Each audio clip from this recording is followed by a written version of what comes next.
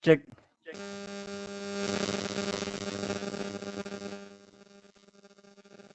Tes, tes, tes.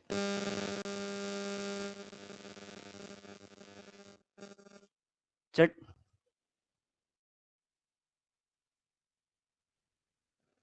Suaranya jelas nggih?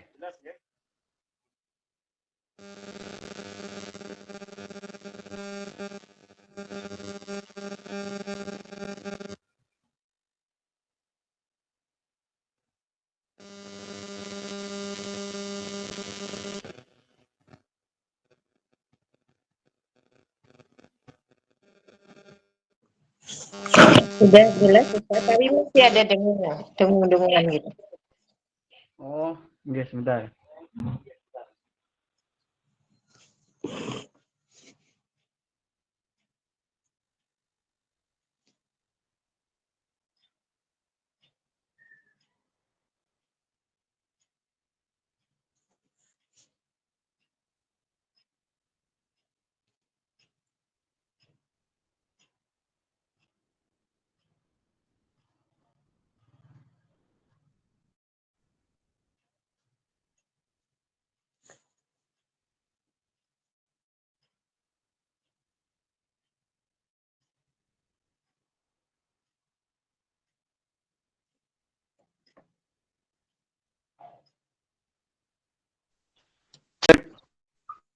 Apa Oke, ini jelas?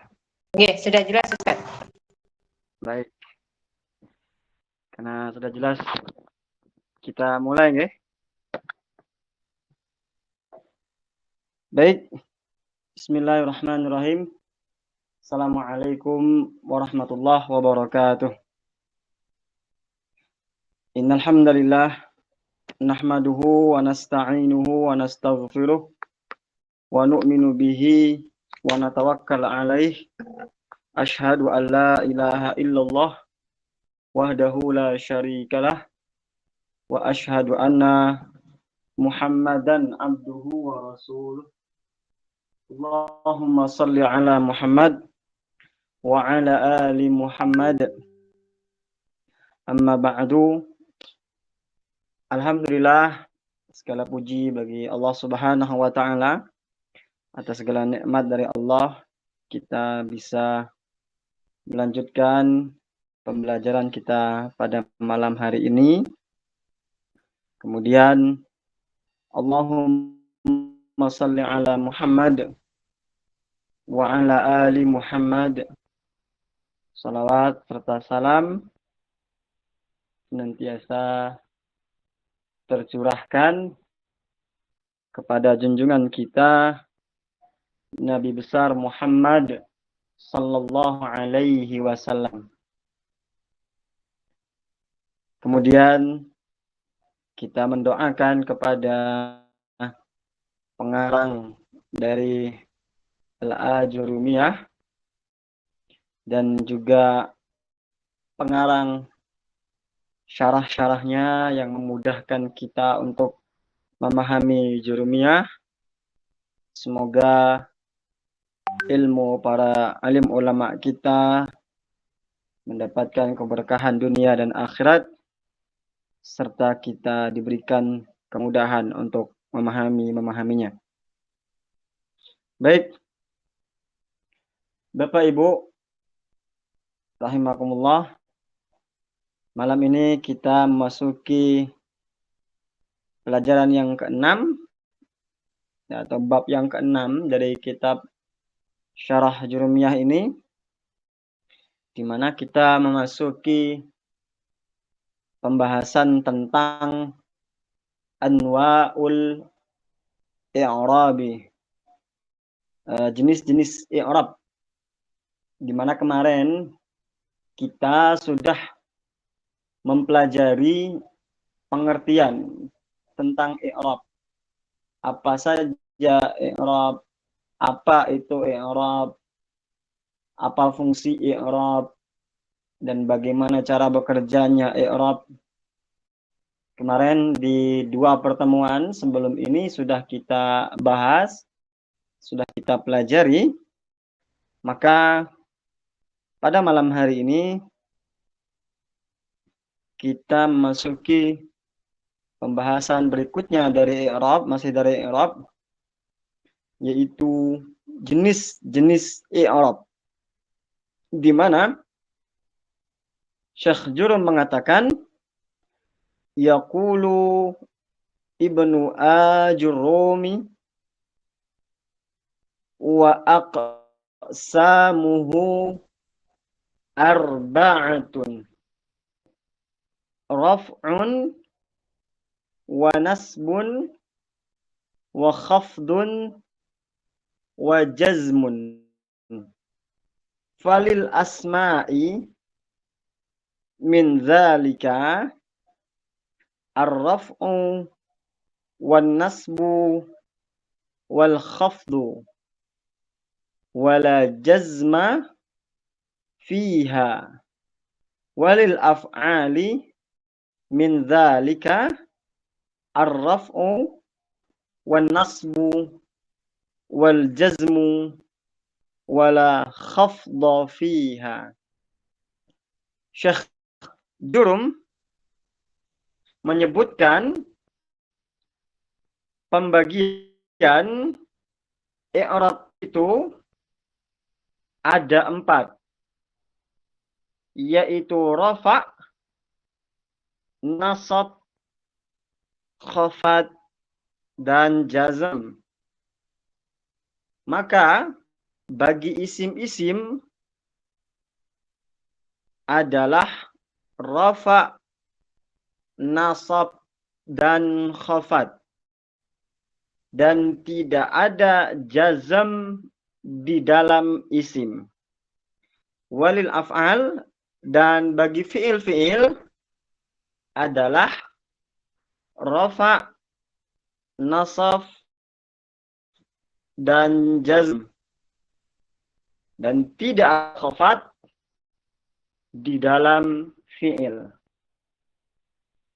Nah, di bait ini Syekh Jurum secara arti sedang menyampaikan kepada kita bahwa i'rab itu ada 4 jenisnya. Ada rafa', nasab, khafad, dan jazm. Isim memiliki 3 i'rabnya. Rafa', nasab, dan khafad. Di dalam isim tidak ada jazm. Dan fi'il memiliki 3 i'rabnya. Rafa', nasab, dan jazm. Di dalam fi'il tidak ada khafad. Baik. Sekarang kita membaca atau mengecek, mengi'rab kedudukannya satu-satu. Wa menjadi apa dia? Dia tidak ada tanda fi'il dan tidak ada tanda isim. Berarti dia adalah huruf. Huruf apa?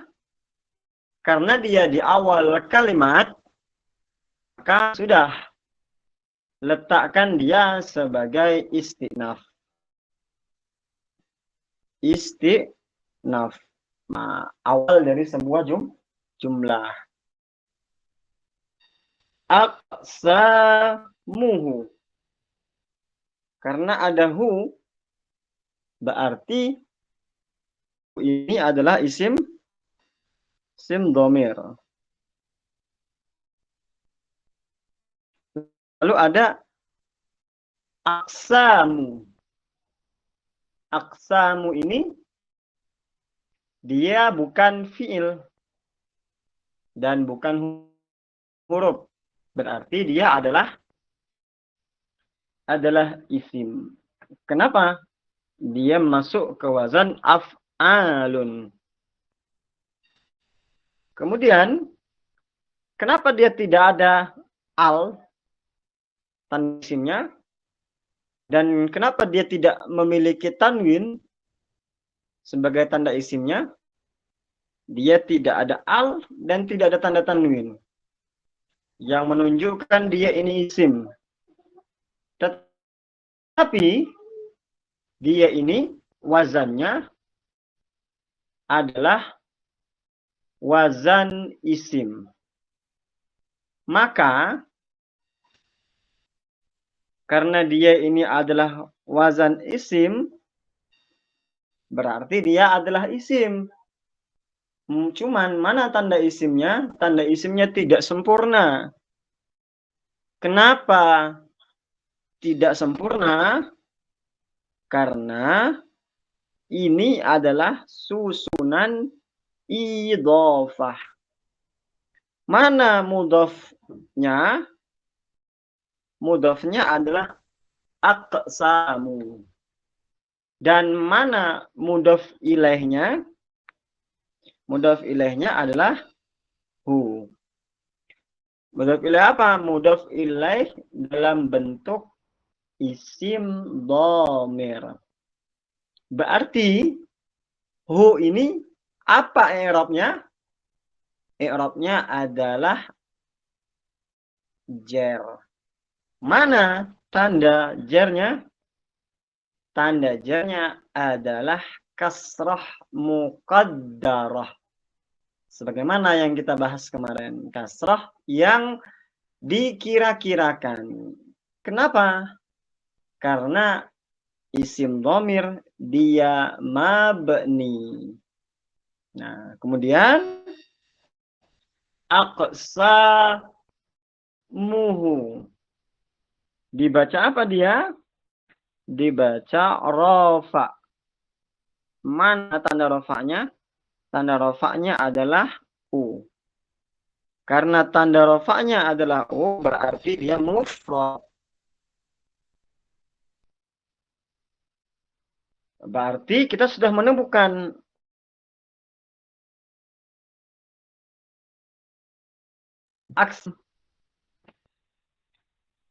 aksamuhu, dia adalah isim.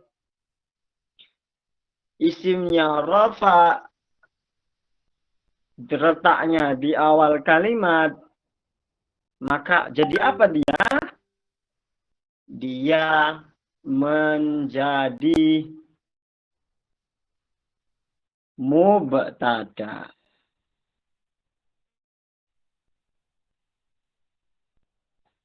Menjadi mubtada. Ingat, mubtada membutuhkan khabar. Maka kalau kita sudah menemukan mubtada'nya, selanjutnya kita harus mencari khabarnya. Mana khabarnya? Kebetulan arba'atun di depan itu adalah isim dan dia mufrad. Kemudian dia cocok dibaca rafa. Maka arba'atun ini menjadi khabar. Khabar dari mana? Khabar dari mubtada aksam tadi. Maka ketika diterjemahkan menggunakan kode wa aqsamuhu, dan adapun pembagiannya itu arba'atun, ada 4. Nah, artinya sudah ada informasi di situ. Kalimat itu kan bisa dirasakan kesempurnaannya baik dalam bahasa Indonesia maupun bahasa Arab kalau sudah memberikan informasi. Nah, itu salah satu cara menguji kalimat itu sudah sempurna atau belum. Kalau sebuah ucapan kok belum memberikan informasi, maka dia itu tidak disebut kalam. Artinya tidak sempurna sebagai ucapan. Sama dalam bahasa Arab, khabar itu kan artinya kabar. Artinya kalau kita menentukan itu sebagai sebuah khabar, maka harus ada informasi yang ditangkap di situ. Wa aqsamuhu arba'atun. Pembagiannya itu ada 4. Nah, berarti sudah ada informasi di situ. Apa informasinya? Pembagian isim itu ada 4. Nah, berarti sudah ada. Tetapi kalau dia hanya berhenti di aksamuhu, kemudian ucapan itu tidak dilanjutkan, maka ini tidak sempurna sebagai sebuah kalam atau sebagai sebuah ucapan. Tiba-tiba orang mengatakan wa aqsamuhu dan pembagiannya.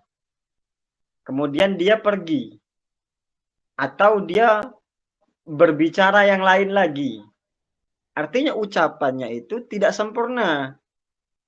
Maka harus sempurna dulu, baru dia boleh pergi atau boleh beranjak pada ucapan atau perkataan atau percakapan yang lain. Sama dengan bahasa Arab, seperti itu juga. Kalau sudah menemukan mubtada, harus mencari khabarnya. Supaya kalam itu menjadi sempurna.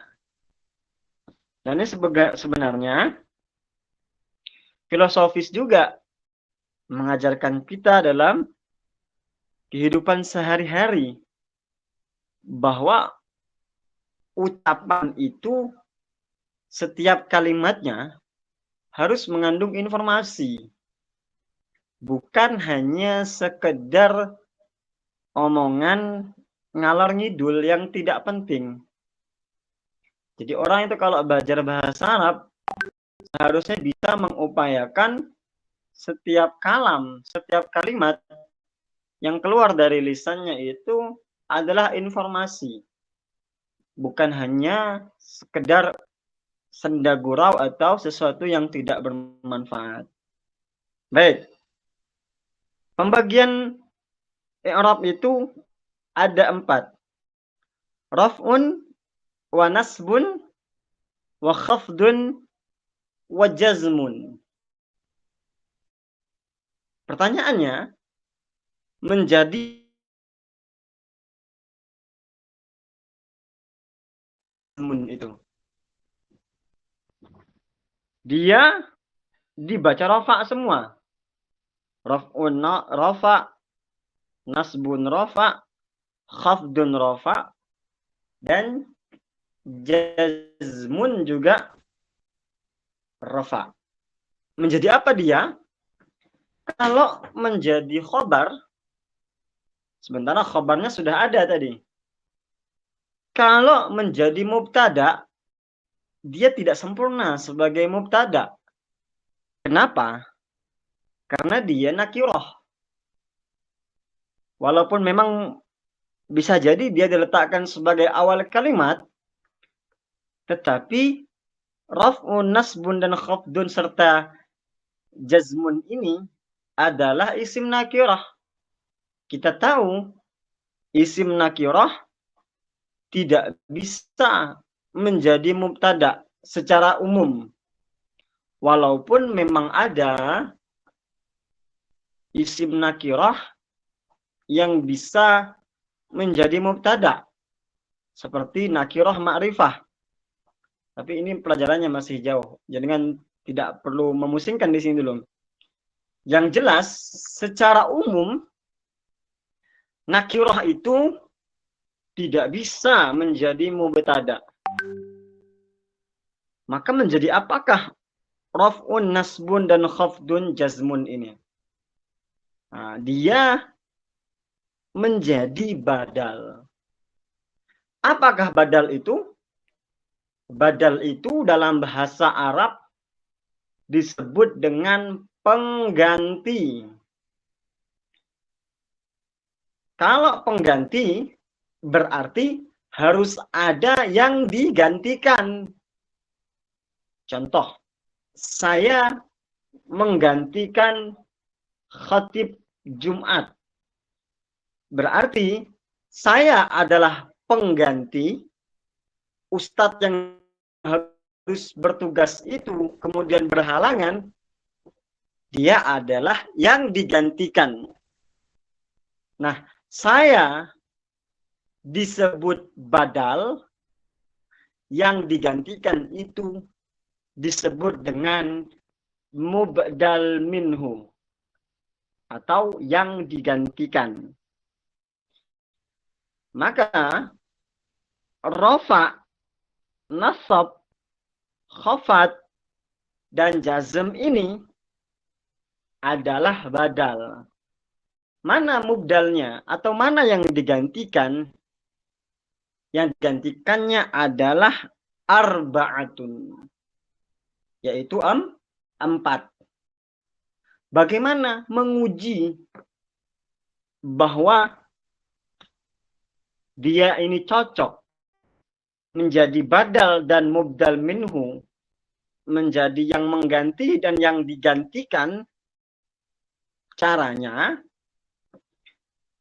sesuatu yang menggantikan, sesuatu yang digantikan itu meskipun dihilangkan atau tidak ada, bahkan maknanya tetap enak ketika dimasukkan dengan yang digantikan. Artinya, ketika yang dihilangkan, ya, ketika yang digantikan itu dihilangkan, maknanya pun tetap enak. Artinya informasinya tetap bisa dipahami. Contoh, arba'atun ini kita hilangkan, langsung ke raf'un. Maka informasinya tetap bisa ditangkap. Wa aqsamuhu. Dan adapun pembagiannya itu raf'un, rafa, wa nasbun, dan nasab, wa khafdun, dan khafat, wa jazmun, dan jazm. Pembagiannya itu rafa, nasab, khafat, jazm. Nah, jadi kan tetap ada informasi yang bisa ditangkap oleh orang yang harusnya menerima informasi. Meskipun arba'atunnya dihilangkan misalnya. Kalau ada, ditambah enak informasinya, tambah lengkap. Nah, jadi seperti itu cara menguji bahwa salah satu cara menguji bahwa badal dan mubdal minhu itu cocok. Berarti raf'un ini adalah badal. Wawunya atop. Nasbun atop ke raf'un. Dia juga menjadi badal. Waw lagi menjadi atop. Khafdun menjadi atop ke nasbun. Dia juga menjadi badal.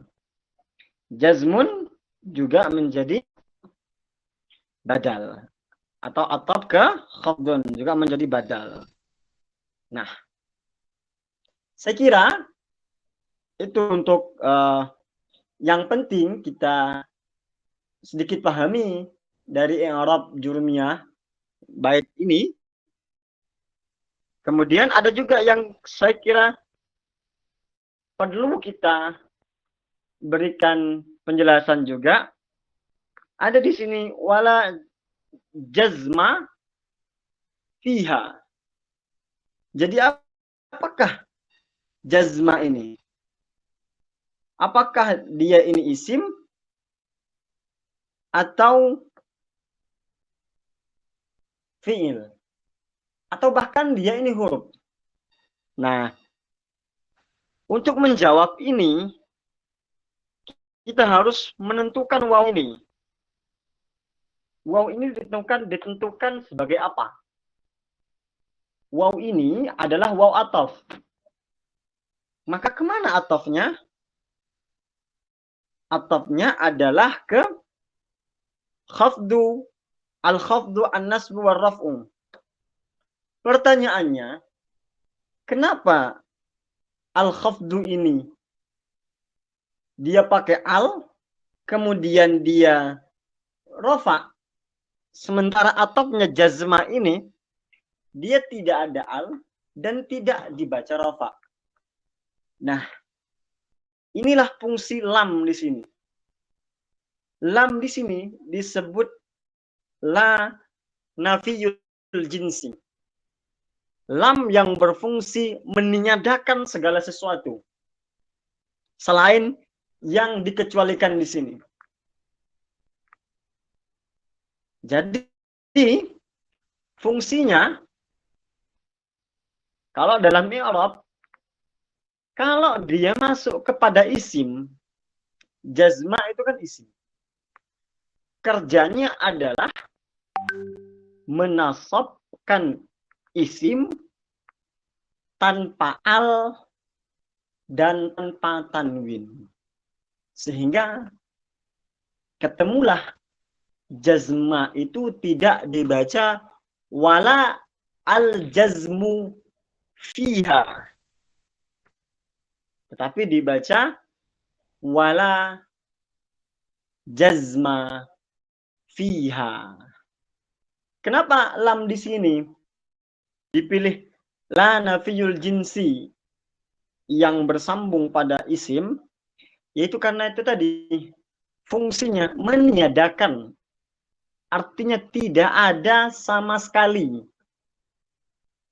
Tidak ada sama sekali dalam isim itu i'rab jazm. Jadi tidak ada. Tidak mungkin dalam isim itu kemasukan i'rab jazm. Sama kalau dalam fi'il disebutkan la khafdha fiha. Tidak mungkin ada khafat atau jer yang masuk ke dalam isim. Baik. Kita sekarang beranjak ke syarahnya karena waktunya tidak lama, sekitar 20 menit lagi. Supaya kita bisa juga membaca syarahnya. Selain kita sudah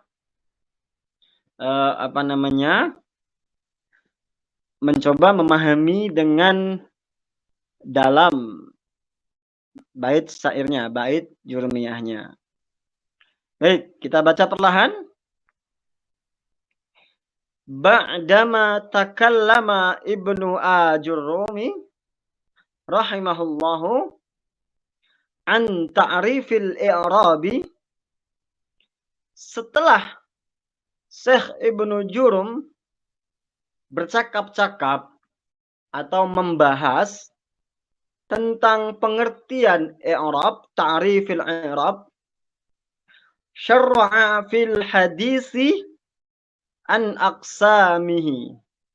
Kemudian beliau menjelaskan dalam bait berikutnya atau dalam percakapan berikutnya tentang pembagian i'rab itu. Faqala, maka beliau berkata, maksudnya Syekh Ibnu Jurum, wa aqsamuhu arba'atun raf'un wa nasbun wa khafdun wa jazmun. Pembagian i'rab itu ada 4, yaitu rafa', nasab, khafat, dan jazm.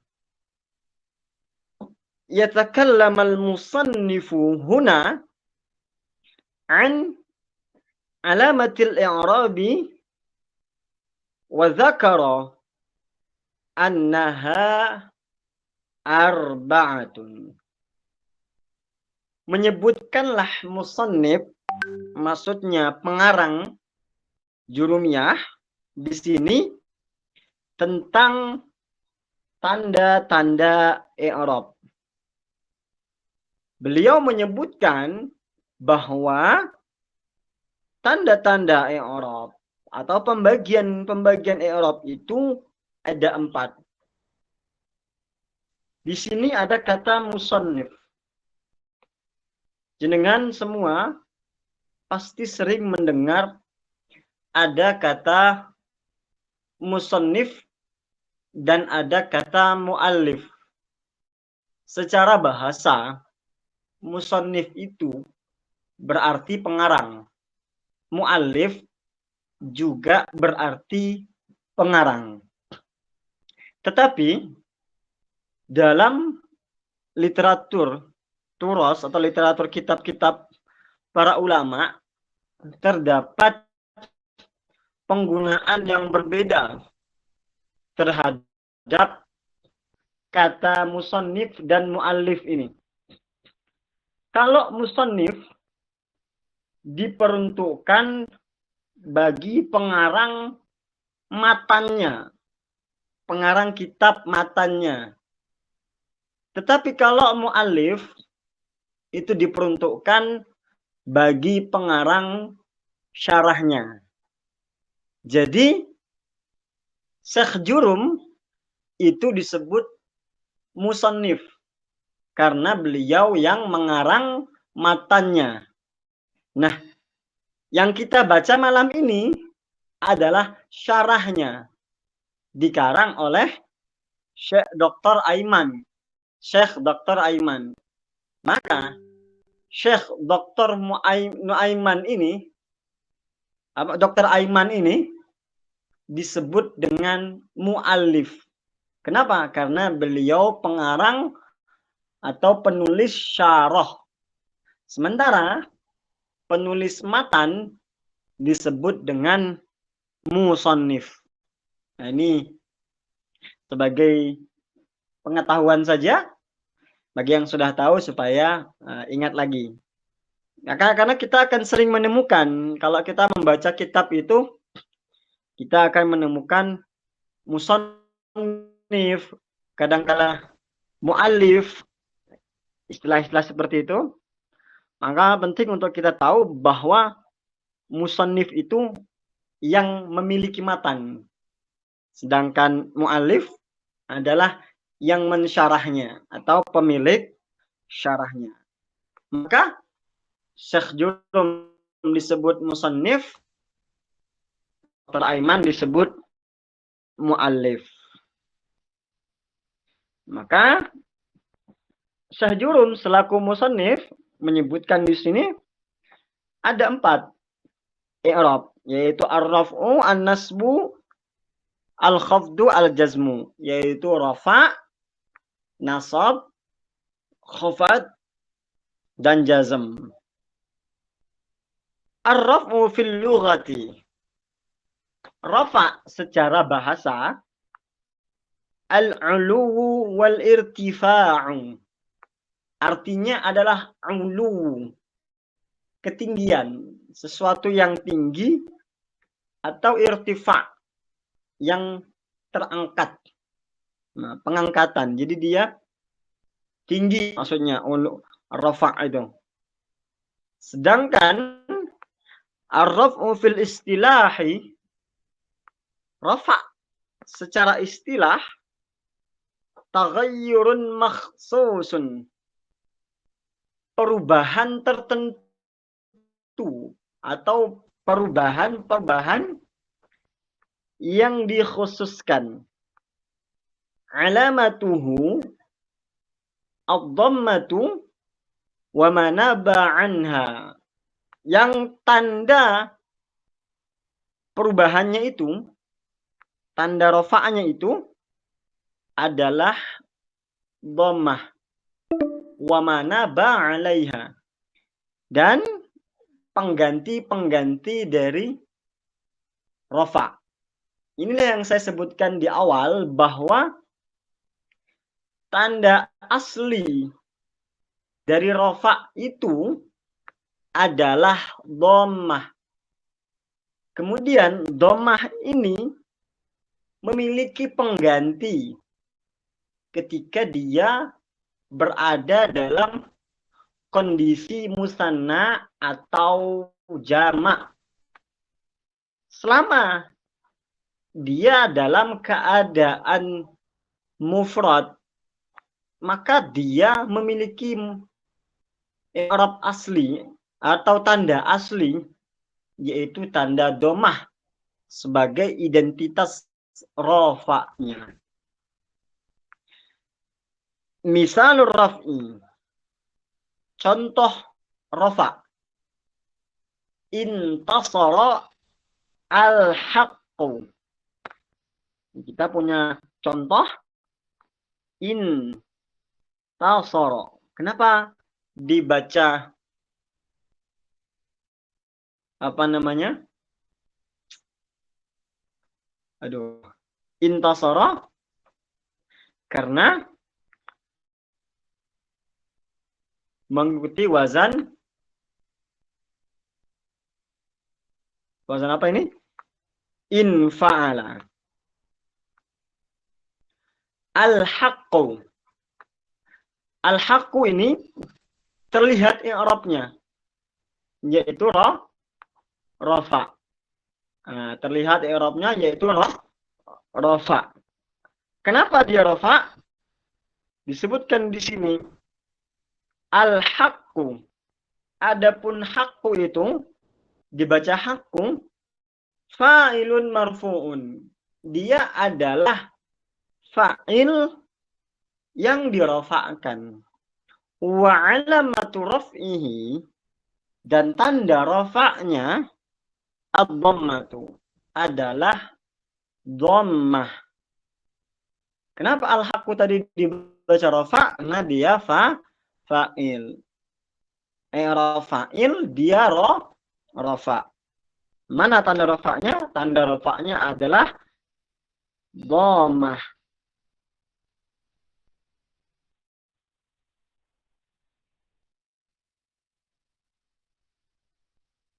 Dhammah ini. Nah.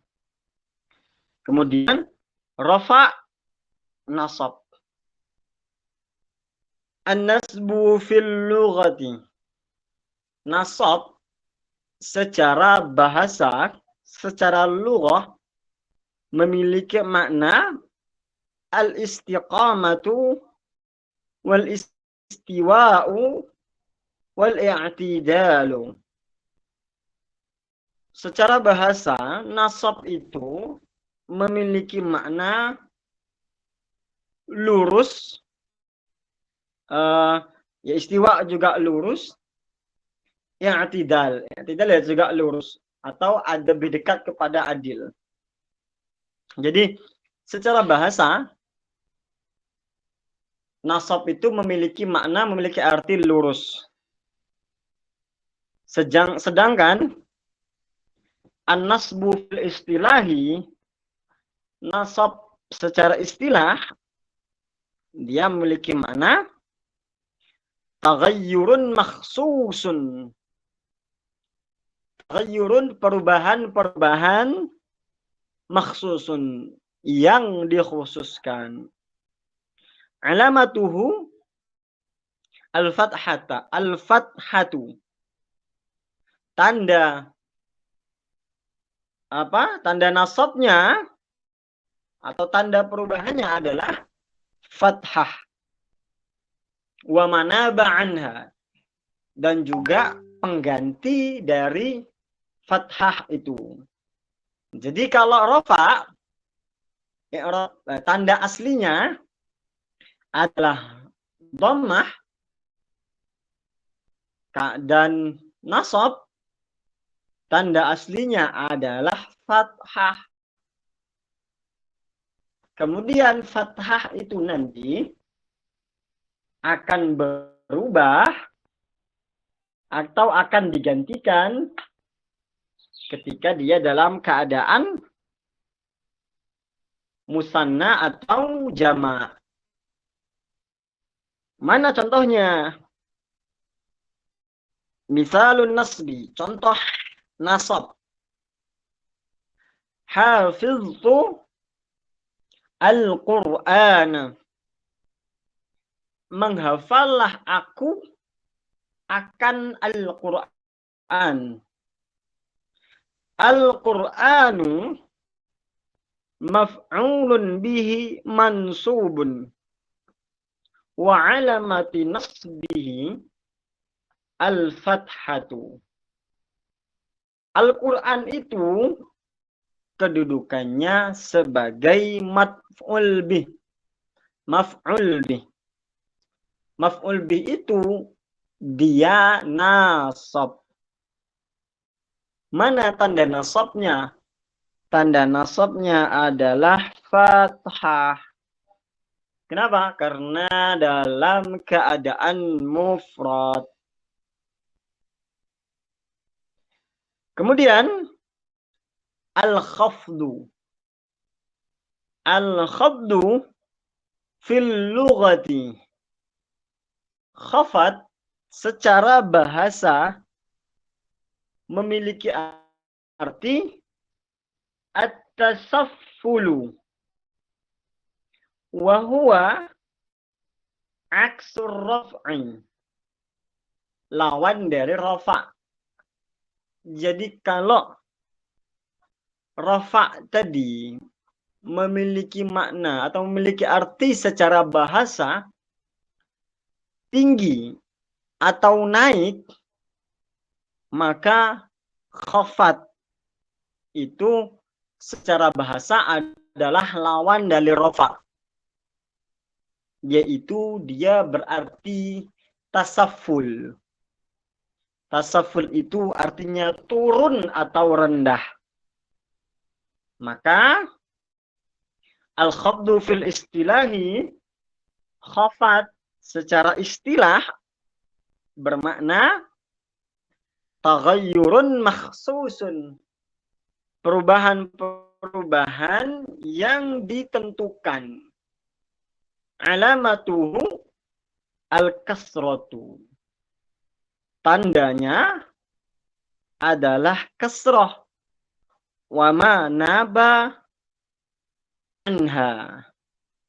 Dan yang mengganti tanda kasrah itu. Jadi tanda asli rafa adalah dhammah. Tanda asli fathah, tanda asli nasab adalah fathah. Tanda asli kasrah, tanda asli jar atau khafat adalah kasrah. Misalul khafdi, contoh khafat. Safartu ilal Iskandariyati. Aku berjalan atau aku bersafar ke Iskandariyah. Al-Iskandariyatu, Iskandariyah itu ismun majrurun bi'ila. Dia adalah isim yang dimajrurkan dengan huruf jar ila. Wa alamatu jarhi al-kasrati. Dan tanda jarnya adalah kasrah. Al-Kufatu, orang-orang Kufah, yu'abbiruna, menyebutkan bil khafdi, dengan istilah khafat. Bainama, berbeda, yu'abbirul basratu, orang-orang Basrah menyebutnya dengan bil jarri, dengan jair.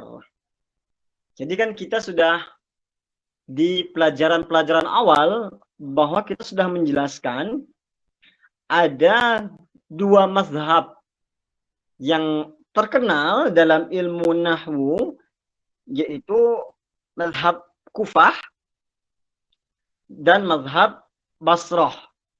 Nah, orang-orang Kufah menyebut jar itu dengan khafat. Dan orang-orang Basrah menyebut khafat itu dengan jar. Jadi kalau jenengan belajar dengan guru yang menyebut istilah jar, berarti maksudnya itu adalah khafat. Hanya saja dia mazhabnya adalah mazhab Basrah. Atau kebetulan jenengan belajar dengan orang yang bermazhab Kufah, di mana mereka menyebutnya dengan istilah khafat. Yaitu maksudnya adalah jer. Hanya saja mereka bermazhab Kufah. Maknanya atau maksudnya sama, tidak ada bedanya, hanya berbeda di istilah itu saja. Baik, saya kira cukup dulu pertemuan kita pada malam hari ini, kurang lebih tinggal 4 menit. Barangkali ada yang ingin diperjelas, yang ingin dipertanyakan.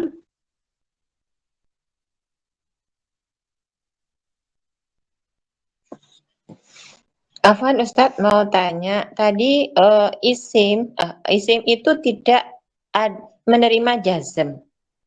Kemudian di sini saya mendapati aqsamuhu. Itu maksudnya jazm yang mana Ustadz? Di sini ada jazm. Yang mana? Ini kan jazm ya Ustadz? Yang mana? Wa aqsamuhu arba'atun.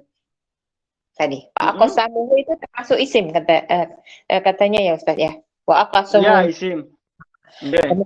Kemudian dia tidak menerima jazm, tapi di situ ada jazm. Ini maksudnya jazm yang mana ya Ustadz? Yang mana tanda jazmnya di aqsamuhu niku? Itu ako. Oh, itu bukan jazm. Oh, bukan. Jadi itu tanda sukun. Nah, ingat, jazm, rofa, dan nasab, dan jer itu hanya berlaku di akhir kata. Kalau di tengah-tengah, maka tidak berlaku. Oh, iya. Oh, yang di akhir. Paham Ustaz. Nah, jadi untuk yang lain juga, jadi i'rab itu hanya bekerja di akhir. Kalau di tengah dan di awal tidak berlaku i'rab.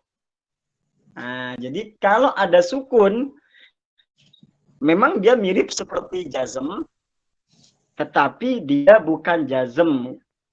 Nah, dia hanya jazm sukun saja karena dia letaknya di tengah. Jadi dia bukan i'rab. Oh iya, paham Ustaz. Di akhir. Jadi kuncinya berada di akhir kalimat gitu Ustaz. Nggih, leres. Nah, kuncinya i'rab itu letaknya di akhir kalimat. Oh iya, jazakumullahu khairan Ustaz. Baik. Cukup nggih? Tidak ada yang lain lagi? Nah, baik, karena sudah cukup, semoga bisa difahami, bisa dimengerti, dan bisa dipraktekkan dalam jenengan membuka kitab-kitab, dan semoga ada ilmu yang baru yang bertambah pada malam hari ini, dan semoga upaya kita ini dinilai sebagai pahala oleh Allah Subhanahu wa Ta'ala yang akan memudahkan kita ke surga Allah Subhanahu wa Ta'ala. Baik, lebih dan kurang saya mohon maaf. Terima kasih atas perhatian jenengan semua, atas kehadirannya. Semoga lancar segala urusannya, lancar segala rezekinya, dan dimudahkan segala hajatnya. Kita tutup dengan doa kafaratul majlis. Subhanakallahumma wa bihamdika asyhadu an la ilaha illa anta astaghfiruka wa atubu ilaik. Assalamualaikum warahmatullahi wabarakatuh.